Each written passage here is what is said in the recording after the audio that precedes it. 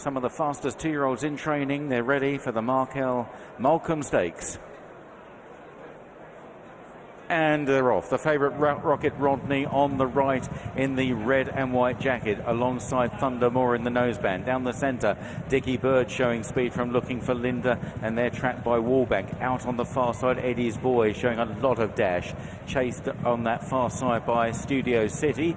As they race through the first quarter mile, Trillium, the filly, is towards the right, and just at the back of that little group of 3, heading down the hill here.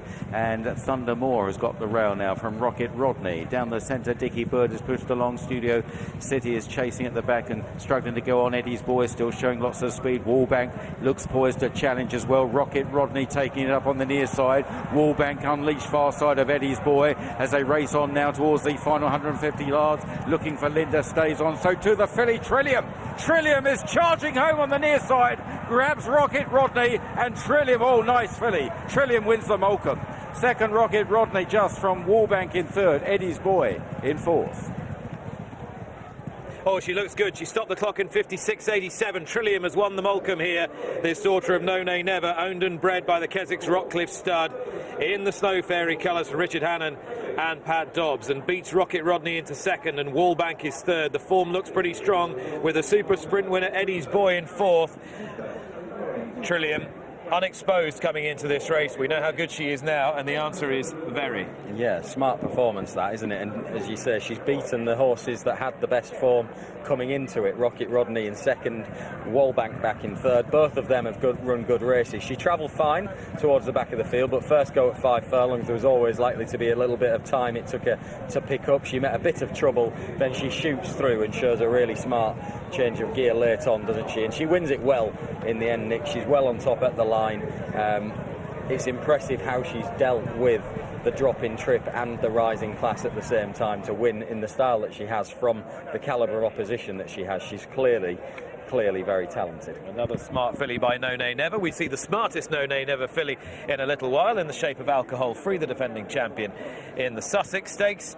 And Richard Hannon will have his eye on some of the very biggest prizes towards the back end of the season for this one. The way she's finished out here, he'll be going 6 with her sooner rather than later, I'd have thought. Yeah, I think so, but she's obviously got a lot of pace, hasn't she? And they've got on with things. I think they've gone a good pace, and it was a sensible ride with that in mind. Pat Dobbs didn't want to rush her. He knows she'll be finishing off her race. I think Eddie's Boy and Dickie Bird and Thundermore probably have all just done a little bit too much individually, haven't they, in competition with each other towards the head of affairs. But at no stage was she in bother. She's travelled away easy in behind them. Of course, there comes a point now as we pick it up that there's going to be a shake of the reins to make a move, but she's not unduly in trouble. She's not really outpaced, and she shoots through. So that was a significant moment when Pat Dobbs decided to come stand side. The obvious route was to go to the outside of Rocket Rodney, but no, he spotted there might be a chance to squeeze through on the rail, and that's proved advantageous.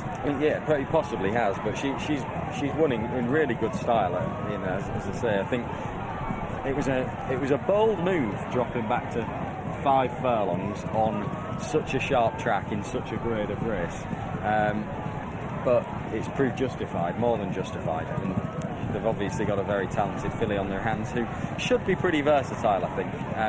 There's a little bit more. There are some horses that do stay a little bit further down the damn side of the pedigree, and you'd be hopeful that she can go back up. Well, she certainly can go back up in trip a little bit, but she might even go out to. She saw a race out well, didn't she, when she won at Newbury over 6? She certainly wasn't stopping at the line. She's No Nay Never out of an Invincible Spirit mare.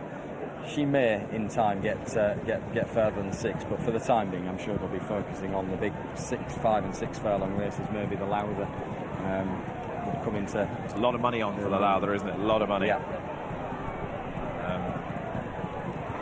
Marwell won this race in 1980, the first year that it was open to colts and fillies. And since then, as you said, fillies have done really well in it. I remember Little Misty Eyed winning for Lee Newman and Neris Dutfield back in Millennium Year. You mentioned Liberty Beach in 2019. And Richard Hannon Jr., or Richard Hannon as we call him nowadays, won the race last year, of course, with the Al Shakab-owned Armour.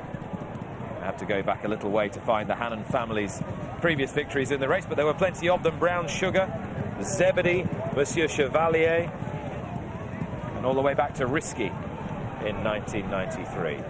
And already quotes for next year's Commonwealth Cup coming in about this filly.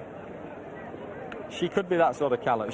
Well, every chance she's that sort of calibre to be competitive in those races. She's won it really stylishly, and I think, as you touched on immediately after the race, you can't help but instinctively look at the form with the runner-up and the third and think she's done it well, but she's also done it from horses that set a high standard and probably ran up to their levels as well, in Rocket Rodney and Wallbank.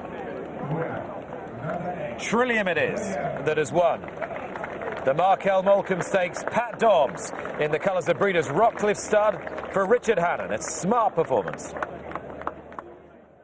Yeah, very smart indeed from Trillium. Picked up really well in the last furlong and a half or so.